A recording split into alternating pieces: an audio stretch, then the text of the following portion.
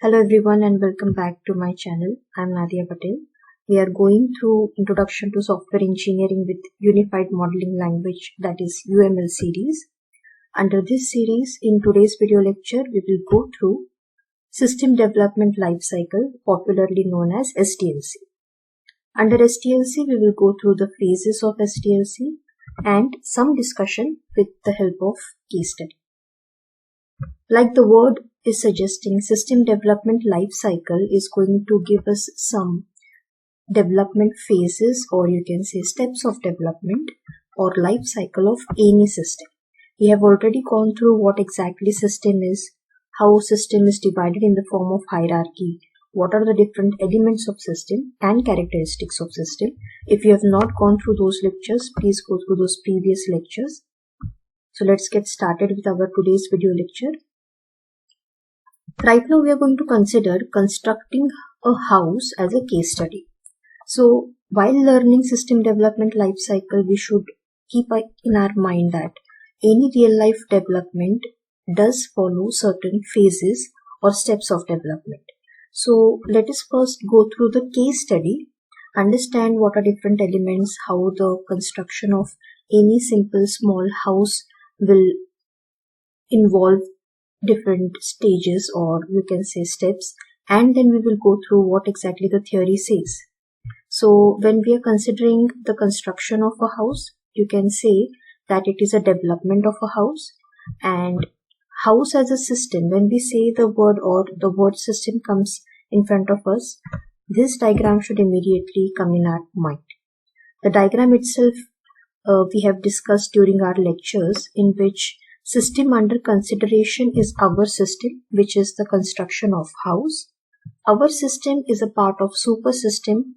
Super system does have other systems. Our system under consideration can be divided into smaller subsystems, which could be n number of subsystems. We can pick up one subsystem and further divide it into many smaller subsystems. So while construction or while development of any real life system, we should keep in our minds that the smallest part is constructed first and then it gets integrated into a whole system. Now what I want is you all to pause this video right here and take your notebook, write down, if construction of a house is a case study and house is a system, or your home is a system, what are different subsystems inside that house? You can pick up one subsystem from that house and then further go on and divide it into smaller subsystems. Take your time, complete that activity, come back to this lecture and then continue. I have given some points of, you can say, little hints where you can complete that case study, but do make sure that you do it on your own first and then go through the points which are on the screen. So here I have considered super system as a residential area. Your answers can be different from mine, so it is completely fine. Residential area could be a super system. You can also say colony as a super system or one city as a super system. It depends completely on you. System under consideration is our house. Other systems could be other houses or buildings from that locality or area. Those other houses or other buildings can also be a residential small, you can say, society, and with that there could be a commercial complex having some shops in them. There can be a small school, there can be a playground, there can be a small hospital, there can be a pharmacy. So these elements or these other systems are part of that super system. Further, our system, that is our house, can be further broken into smaller subsystems like rooms, kitchen, bathroom, study room, parking area, garden, backyard, compound wall, and etc. things. I have right now picked up rooms as a further subsystem which can be divided into walls, door, windows, floor, interiors, furniture, etc. The list can go on depending on you. After discussing the hierarchy of system, you can also go through the elements of system. Here, this could be the boundary, that is the compound wall of your house. Inside the compound wall will lie our system. Our system is a part of environment. Environment can have super system and other systems in it. Smaller subsystems, again depending on you. I can give you one example as a newspaper, you can say agency, which depends on your house. If you give them work, they can daily give you newspapers. Again, there could be a grocery store. There could be a small shop, which depends on the residential houses, where you can buy little smaller things which we require in the house. There could be a vegetable vendor, which all of them are definitely going to be outside the compound of our house. So they are placed outside the boundary. They do have interface or communication between them. Again, smaller, you can say subsystems could be roads, which are again outside our compound wall. There could be municipal corporation workers working and cleaning those roads. That can also be a smaller subsystem. So these are different elements which comprise our system. Further, what our topic of discussion for today's lecture should be that how to construct a house. We have already discussed elements of system. We have gone through different case studies, but now we are actually going to sit and build one system. So we have taken house as consideration. Imagine that you are about to build your dream home. So you along with your family first sit and decide that what kind of a house do we need, how many story it, are we imagining it, are we going to keep it just one floor, or we are going to keep some 2 floors or something. We can carry out a number of discussions. Those discussions could be vague, like immediately you can start thinking about the furniture, somebody can think about the floor, someone can come up with what type of curtains do I need in my house. But primarily, constructing or developing a house requires a systematic development. So first thing which you should do is you should meet the right engineers and right architect, which can help you out plan the development of your house and will help you develop or build that house.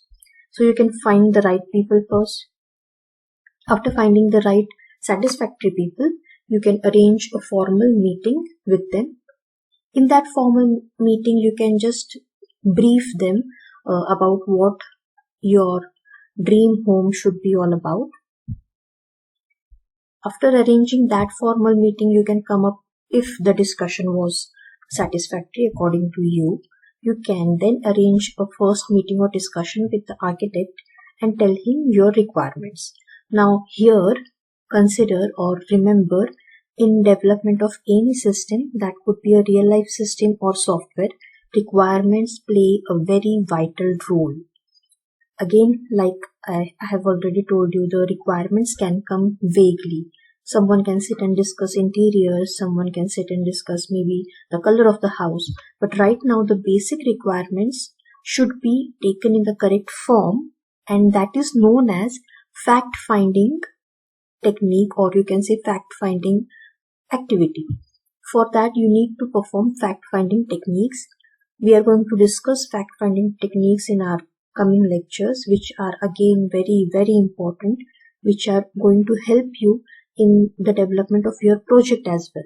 So taking the right amount of requirements and giving the right amount of requirements is responsibility of both the architect engineer and the one who has approached them, the client himself. After you have given your formal rough ideas or maybe a detailed idea about how your dream home should be all about, the architect is going to think over it and come up with a rough sketch. Now this rough sketch, maybe in the first attempt itself, can become the perfect one, and the client or customer or you yourself can agree to, yes, this is what I was thinking about, but I was not able to explain. So architect has helped me get a rough sketch this is what I want. Or maybe in some another case, there could be a changes, there could be some brainstorming involved, there could be some suggestion like, okay fine, the design is okay, but I need some modification in it. Maybe you need some more space in the front, or maybe you require some more space in the backyard. Those could be the requirement of changes the architect can rethink on. So another discussion, and then the design can get finalized. But before finalizing the design, the architect himself should carry one more discussion with his teammates, or you can say the co-workers or the engineer who are going to help actually build this home, because we don't want to build a house with unnecessary requirements, or you can say some imaginary requirement which are really difficult to bring into reality. So after that, once even the architect is now satisfied, he can visualize, carry out his calculations. Now, what calculations is he really doing about? Like, what are these calculations all about? That will be decided in the final meeting. Now, roughly you have decided the design. The design has got almost finalized, but one important discussion is yet to be taken or is missing, which is about the decision to be taken about the budget. The architect and the engineers can ask you, or will have to ask you, but obviously, what budget are you expecting to construct your dream home? After you give your budget, the next important discussion will be about the time. How much time are you expecting? Are you expecting it to be get done in the end of this year itself, or is there any such constraint, restriction of timing? If there is no such restriction over them, the discussion can further go on, and then a final discussion or decision over resources can be taken. Now, why are we discussing resources? Now, talking about or speaking about houses, they can be of different types. Simple red brick or stones, maybe marble, maybe somebody could be imagining to build a house of maybe wood. Now, the resources will get decided majorly on the climatic area of that region. If it is a hilly region, the construction of the house is going to be different. If it is a house near seashore or a place where a lot of humidity is involved, the construction will be different. So resources are like an important factor to be discussed with the client along with architect and the engineers. Further, the architects and engineers will finalize it. They will come with a blueprint of your house. With that, they will also simulate with the help of AutoCAD or CAD/CAM softwares, like how exactly your house will be, looking from inside out. Some discussions over interiors can also be taken out during these meetings. After that, the actual discussion about how to bring this, you can say, conceptual design into reality will take place between the architect and the engineer.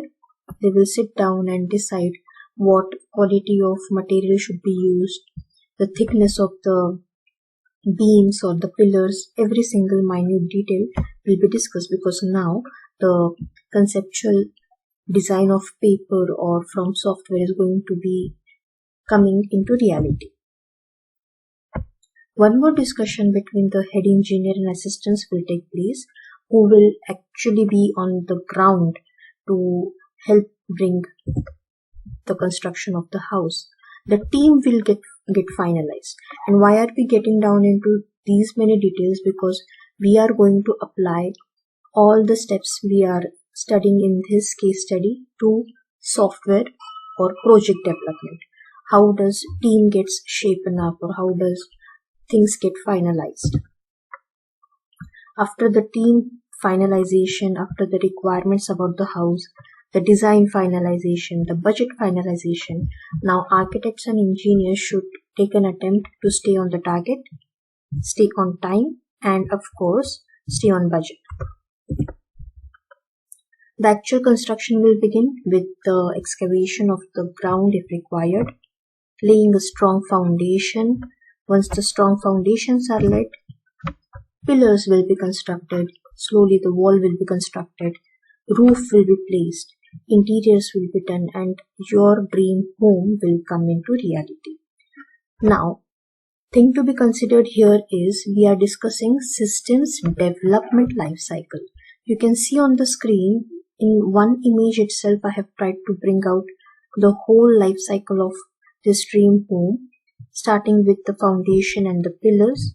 Right now you can consider that one subsystem is getting constructed. Slowly two subsystems, you can say, got constructed or got integrated. After integration of these two systems, the interiors of the house were laid or maybe carried out. So while constructing one subsystem, you can't completely construct that subsystem togetherly. So this is all about, you can say, simultaneous development going on one after the other, and there are certain stages, certain things that you can't directly lay the flooring done or start the POPs or start with placing the furniture before constructing the next room or the kitchen or some another, you can say, storied or floor. So what you should do is complete the construction first, make sure no anomalies are left. You have to carry out some checking that if I am constructing 2 rooms with wall, I should check for leakage or I should check for whatever alignments are proper or not. Then I can slowly go towards the interiors and then finalize everything together with the lights and plumbing and all of that. We have now carried out a discussion about how normally a real life house can be built. But imagine if I get some steps or formula to be followed which can be used in the development of any type of house, that is going to ease my work of thinking, of wasting a lot of time in how should I slowly progress. That is what system development life cycle is all about. In the next lecture, we will go through the theory and we'll break down the development phase by phase. Thank you. Keep learning.